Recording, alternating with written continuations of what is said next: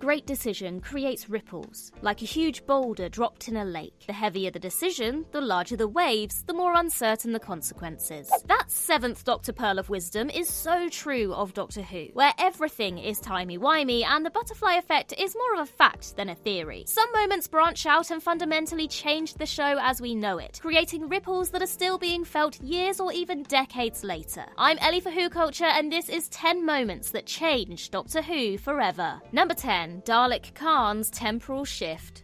Evolution of the Daleks ends with a standoff between the Doctor and Dalek Caan, the last of the Time Lords versus the last of the Daleks, at least as far as anybody knew at that point. Tired of the endless death and destruction, the Doctor shows Karn mercy, begging the Dalek to lay down its arms and finally end the conflict between the two species. To no great surprise, Karn refuses and instead activates an emergency temporal shift, a last-ditch randomized time and space teleporter, which is the reason the Cult of Skaro ended up in 1930s Manhattan in the first place. This time, though, the temporal shift took Karn a lot further than 70 years into the past and across the Atlantic. Somehow, he was able to breach the time lock around the last Great Time War, allowing him to save Davros and help establish the new Dalek Empire. He does also lose his mind in the process, but hey, swings and roundabouts, swings and roundabouts. This sets the foundation for the Series 4 finale, which in turn has massive implications for the Doctor himself. If it wasn't for Dalek Caan's last-minute escape, there would be no Meta-Crisis Doctor and no Dr. Donna. As a result, the 11th Doctor would no longer be on his final regeneration, Donna would never have her memory erased, and Rose Noble would never inherit the Meta-Crisis in the Star Beast.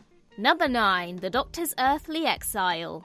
Ask anybody to describe Doctor Who, and along with bubble wrap and fish custard, they'll inevitably mention travelling through time and space at one point or another. But there was a time when the Doctor was stuck firmly on present-day Earth for multiple seasons. In the War Games, the second Doctor is faced with a problem he can't fix on his own. With no options left, he's forced to ask for help from the very people he's been running from, the Time Lords. The Time Lords soon put the Doctor on trial, charging him with repeatedly and consistently violating their law of no interference. I mean, fair enough, honestly. Their verdict? That the Doctor should be exiled to Earth and forced to regenerate, marking one of the biggest format changes in the show's history. It took over 3 seasons for the Doctor to be granted full control of his TARDIS again, and in that time, the Doctor working on present-day Earth and fending off alien invasions with the assistance of UNIT became an integral part of the show's identity that persists to this day.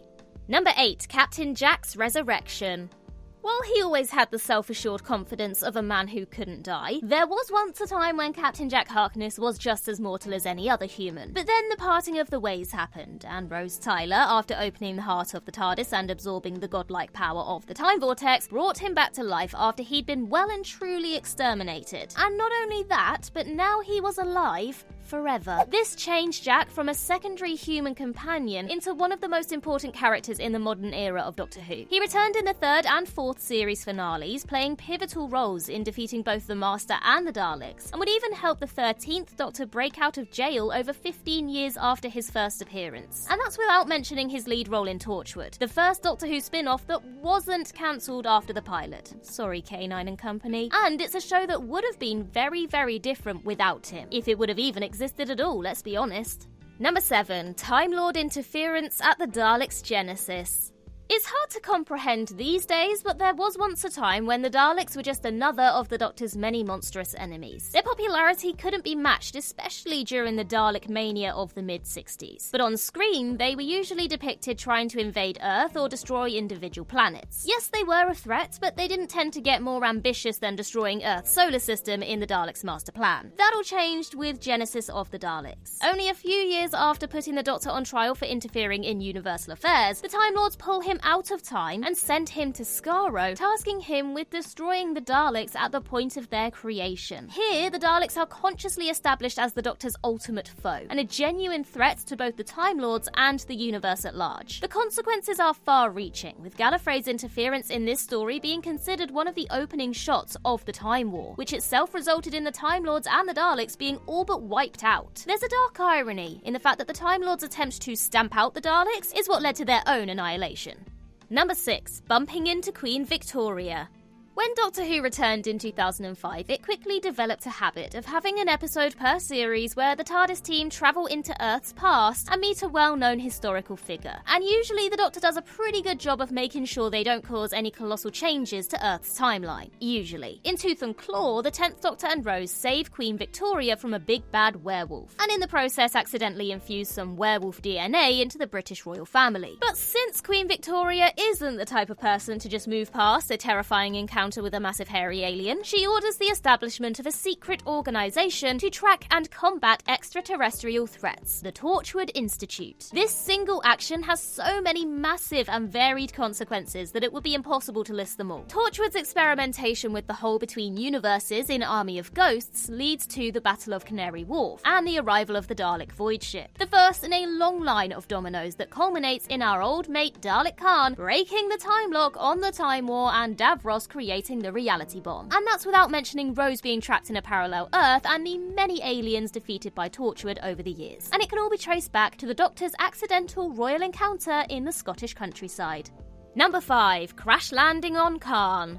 Released as a surprise mini-sode in the lead-up to Doctor Who's 50th anniversary, The Night of the Doctor finally answered a question that had been hanging over the fandom since the show's return in 2005. How did Paul McGann's 8th Doctor end up regenerating into Christopher Eccleston's 9th Doctor? The answer? He didn't. After failing to save gunship pilot Cass, the 8th Doctor finds himself crash-landed on the planet Karn, where the mysterious Sisterhood of Karn offer him the chance to determine the nature of his next incarnation. Realizing that he can't stop the Time War while continuing to act as he always has, the Doctor asks to become a warrior, and John Hurt's War Doctor is born. Interestingly though, the Doctor had no idea he was going to land on Karn. It was a complete coincidence. Had Cass's ship crashed on literally any other planet in the galaxy, the 8th Doctor would never have been granted the ability to influence his regeneration, the War Doctor would never have existed, and the Time War would have ended up playing out very differently indeed. Number 4. Don't you think she looks tired? At the end of World War III, the Doctor informs Rose that Harriet Jones will go on to be Prime Minister for 3 successive terms, becoming the architect of Britain's golden age. So it must have come as a bit of a shock to the timeline when only a few months later, the freshly regenerated 10th Doctor has her premiership cut short with 6 simple words. Don't you think she looks tired? Beyond the potentially huge implications of the Doctor casually changing the entire course of British history, this moment had much more immediate ramifications for the UK. By kneecapping Harriet's political career so soon, the Doctor inadvertently kicked off a chain of events that would end in Harold Saxon being elected Prime Minister. And we all know how that went. Without the power vacuum and ensuing political upheaval caused by Harriet's golden age falling apart, the Master wouldn't have been able to infiltrate British politics, which, among other things, resulted in the death of the US President on live TV, one of the few events that wasn't undone when time was rolled back in the Series 3 finale. Number 3. Salting the Edge of Creation.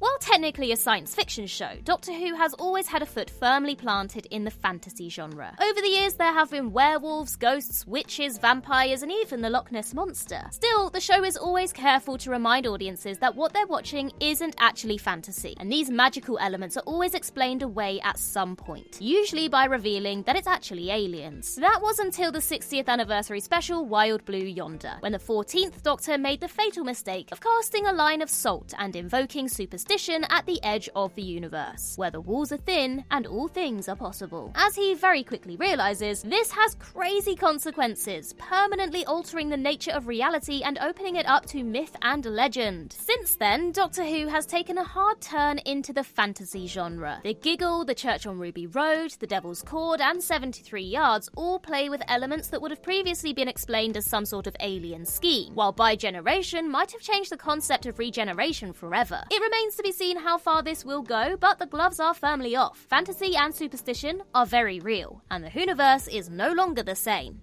Number 2. Rose's Overtime.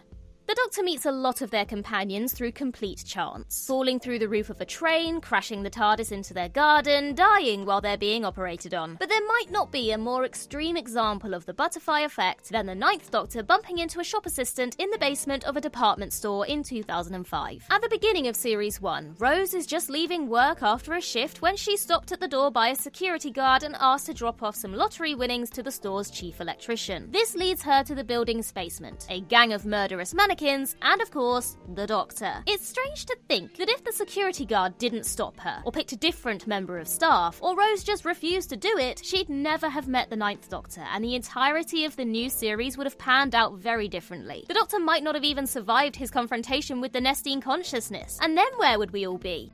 Number 1. Checking up on Susan.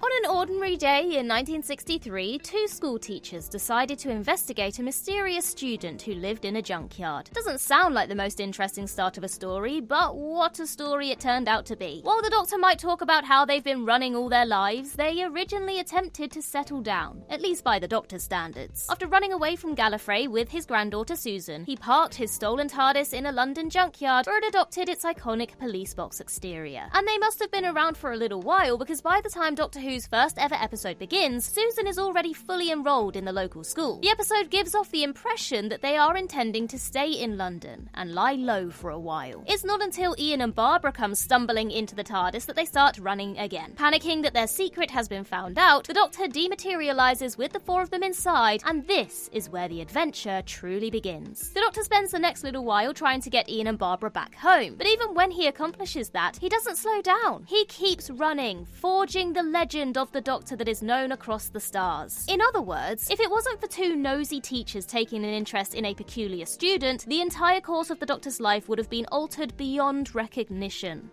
And that concludes our list, but for more very important Doctor Who moments, why not check out every Doctor's darkest moment in Doctor Who? In the meantime, I've been Ellie for Who Culture, and in the words of Riversong herself, goodbye, sweeties.